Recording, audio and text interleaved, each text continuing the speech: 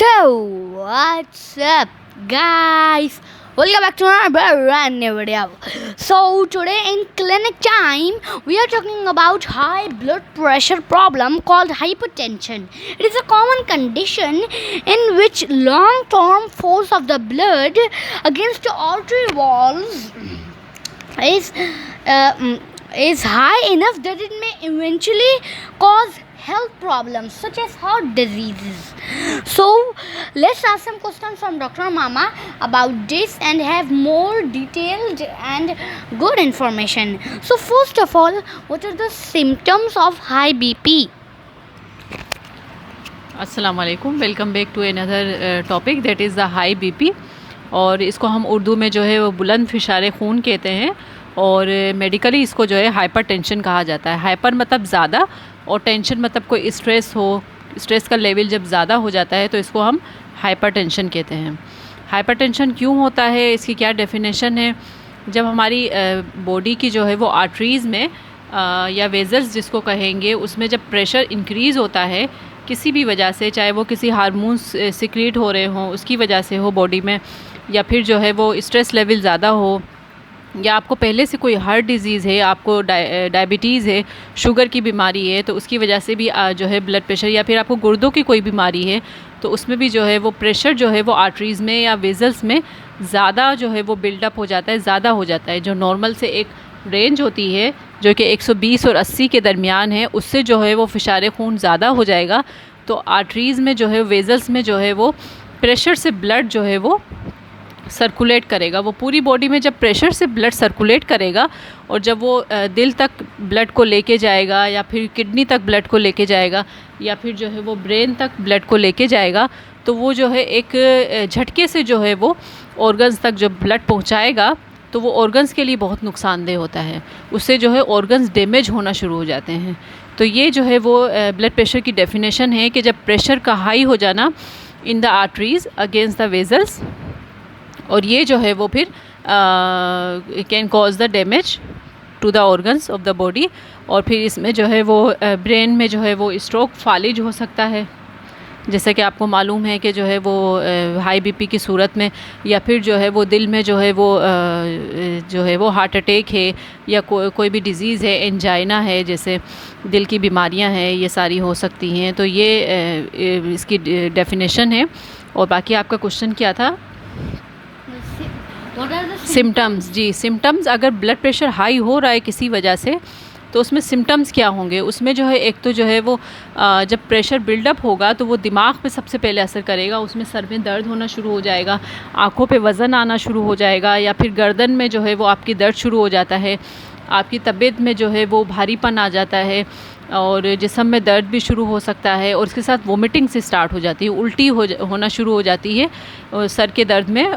तो वो जो है वो एक बीपी, हाई बीपी की अलामत होती है कि बीपी जो है हाई हो सकता है। फिर उसमें हम चेक करते हैं कि आया ये जो है सर का दर्द है तो इसमें कहीं बीपी तो हाई नहीं है। वैसे भी कोई भी सर का दर्द हो उसमें आपको जो है बीपी ज़रूर चेक करवाना चाहिए, स्क्रीनिंग ज़रूर होनी चाहिए ताकि पता चले कि ये जो है वो ब्लड प्रेशर की बीमारी तो नहीं हो गई। ठीक है, तो ये ब्लड प्रेशर जो है वो डायग्नोस, हाइपर टेंशन को डायग्नोस करने के लिए हम पूरा जो है वो मॉनिटरिंग करते हैं, जिसमें होम बीपी मॉनिटरिंग होती है, या फिर जो है वो एम्बुलेटरी जिसको कहते हैं, उसमें पूरा चार्ट मेंटेन किया जाता है, ब्लड प्रेशर की रीडिंग्स ली जाती हैं दिन में 2 से 3 दफ़ा, और उसकी बेस पे जो है वो मेडिसिन स्टार्ट की जाती है। ये नहीं होता कि एक दफ़ा अगर बीपी हाई आ रहा है तो हम मेडिसिन स्टार्ट कर देंगे, उसमें ये इसकी जो है वो मैनेजमेंट इस तरह से नहीं होती। इसमें पूरे चार्ट बनवाए जाते हैं। शुगर की बीमारी में भी यही होता है, तो वो पूरे वीक का होता है, उस पर आपके जो है वो इलाज शुरू किया जाता है। ठीक है, तो ये इसके साइंस एंड सिम्टम्स होते हैं कि इसमें जो है वो सर का दर्द जो है वो बहुत शदीद होता है और आँखों पे भी इसका असर होता है, ब्रेन पे भी होता है। ठीक है, तो ये इसके symptoms. So let's move to the next question. What are the types of hypertension? Hypertension की जो है वो 2 किस्में हैं, एक है प्राइमरी और दूसरी है सेकेंडरी। प्राइमरी में जो है वो जिसको एसेंशियल हाइपरटेंशन भी कहते हैं, जिसमें कोई वजह नहीं होती, आपका ब्लड प्रेशर जो है वो वैसे ही बढ़ रहा होता है। उसमें हम टेस्ट करवाते हैं, उसमें हम स्क्रीनिंग करते हैं, बॉडी के सारे टेस्ट किए जाते हैं, लेकिन उसमें हमें कोई वजह नहीं मिलती है। उसको हम प्राइमरी हाइपरटेंशन कहते हैं और उसको due to the unknown cause जो है वो हम करके उसकी जो है ट्रीटमेंट की जाती है। सेकेंडरी हाइपरटेंशन उसकी वजूहात होती हैं। अगर कोई पहले से बीमारी है, दिल की बीमारी है, या फिर जो है वो गुर्दे की बीमारी है, कोई रीनल कॉज है, या आपका जो है वो लिपिड लेवल ज़्यादा है बॉडी में, कोलेस्ट्रॉल ज़्यादा है, या फिर कोई ऐसी एंडोक्राइन डिजीज़ है जो गुदूद की बीमारियां होती हैं, उसमें भी ब्लड प्रेशर हाई होता है। गुदूद जब हार्मोन्स लेवल आपके ज़्यादा हो जाते हैं बॉडी में, तो उसकी वजह से भी जो है वो ब्लड प्रेशर ज़्यादा होता है, तो इसको हम सेकेंडरी हाइपरटेंशन कहते हैं। ठीक है, ये 2 टाइप्स हैं और फिर जो है वो इनके कॉज के अकॉर्डिंग जो है वो हम इसकी ट्रीटमेंट करते हैं। So, how to treat hypertension? Hypertension को ट्रीट करने के मैंने पहले भी जैसे बात की कि हम एक पूरा चार्ट मेंटेन करवाते हैं कि आया आपका ब्लड प्रेशर जो आप चेक करवा रहे हो वो वाकई ही ज़्यादा है, या फिर वो एक दिन की जो है वो चेक के तौर पे जो है वो अगर ज़्यादा आ जाता है, अगर आप उस दिन आपने सॉल्ट ज़्यादा ले लिया है खाने में, या फिर कोई ऐसी चिकनाई या बड़े का जैसे कि जो है वो गोश्त है या चिकनाई आपने ज़्यादा जो है वो फ़ैट वगैरह यूज़ किया और बीपी हाई आ गया, तो हम उस पर जो है रिलाई नहीं करेंगे और एकदम से हम जो है वो ट्रीटमेंट या मेडिसिन स्टार्ट नहीं करेंगे।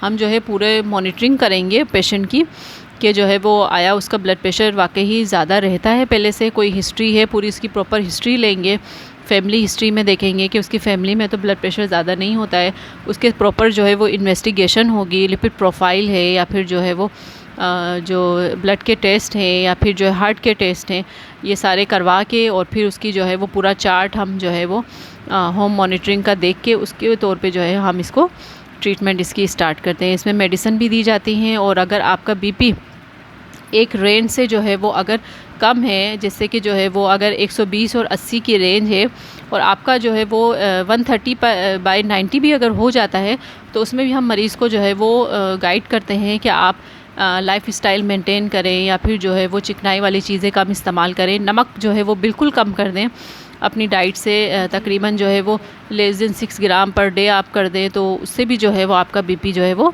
दोबारा से नॉर्मल हो सकता है। तो ये सारी जो है वो जो इसकी नॉन फार्माकोलॉजिकल हो गई, या फिर जो है वो विदाउट मेडिसन जो है दवाइयों के बग़ैर जो इलाज होता है वो अगर वो हो सकता है। अगर 140 और जो है वो 100 से भी अगर बीपी की रेंज बीपी जो है वो कम आ रहा है, तो ये सारी हम जो है वो एडवाइस करते हैं कि आप अपना लाइफस्टाइल चेंज करें, या फिर एक्सरसाइज है, वॉक है, स्विमिंग है, साइकिलिंग है, जो ये सारी डायनेमिक जो स्पोर्ट्स होते हैं ये बहुत हेल्पफुल होते हैं पूरे वेट लॉस में भी और बीपी को मेंटेन करने में भी।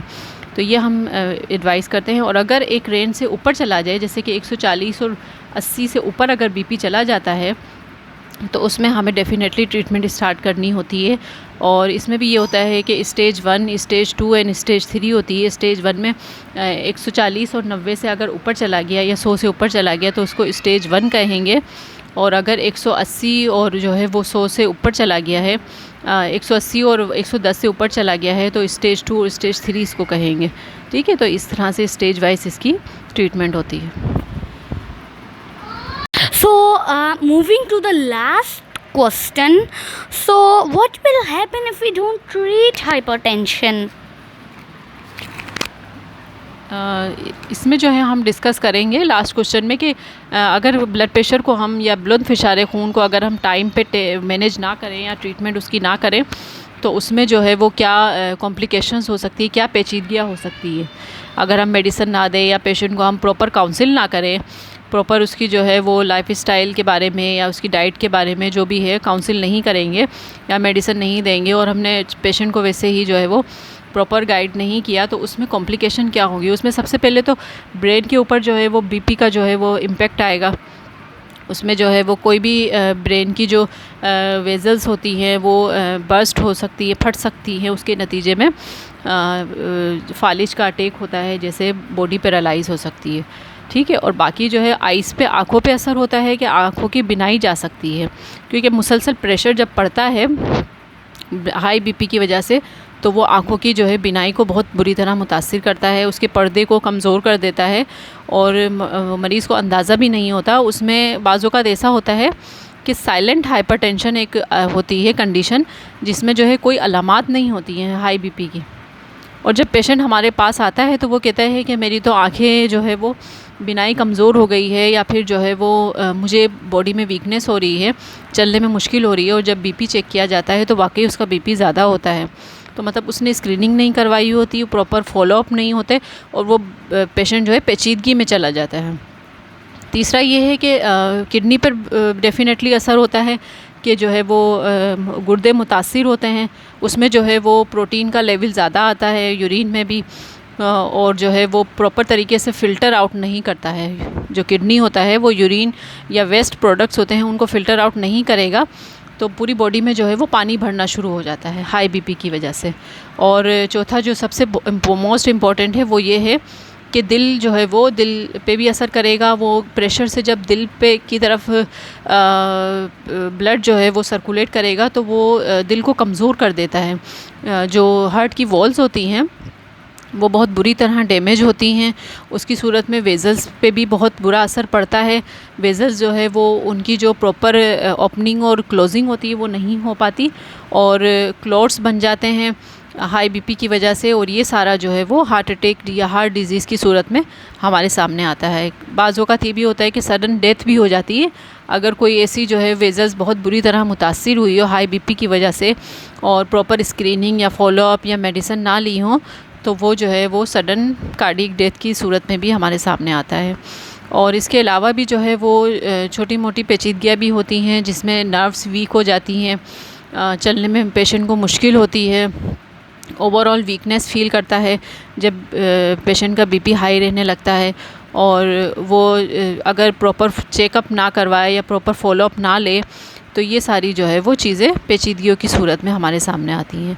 तो इसमें हमें बहुत केयर की ज़रूरत है। अगर हमें हल्का फुल्का भी सर में दर्द हो रहा है और अगर बहुत दिनों तक चल रहा है, कंटिन्यूस चल रहा है, तो हमें वो चेक करवाना बहुत ज़रूरी है। उसमें हमें जो है अपनी आईसाइट है, अपने सारी स्क्रीनिंग है, सारे ब्लड टेस्ट हो गए, तो स्क्रीनिंग बहुत ज़रूरी है। जैसे कि बाहर के ममालिक में प्रॉपर स्क्रीनिंग होती है, एवरी ईयर या एवरी 6 मंथ जो है वो करवाई जाती है सारे ऑर्गन्स की, जिसमें जिगर के टेस्ट हो गए या फिर दिल के टेस्ट हो गए, कोलेस्ट्रॉल हो गया, ये सारी चीज़ें करवाई जाती हैं। इसी तरह हमें भी जो है वो इसमें बहुत एहतियात की ज़रूरत है, क्योंकि जब ये पेशेंट पेचीदगियों की सूरत में हमारे पास आता है तो फिर इसको ट्रीट करना बहुत मुश्किल हो जाता है, और वो जो है वो किसी भी वीकनेस या पैरालिसिस की जो है वो सूरत में हमारे सामने आता है। तो इसमें हमें बहुत जो है वो प्रिकॉशंस लेने की ज़रूरत है। ठीक है, thank you. So end of the video, like and share and comment for any more queries, and ring the bell icon for more notifications. Say last sentence. I don't care if you throw sandal or rock, but that subscribe button should be pressed. So let's leave.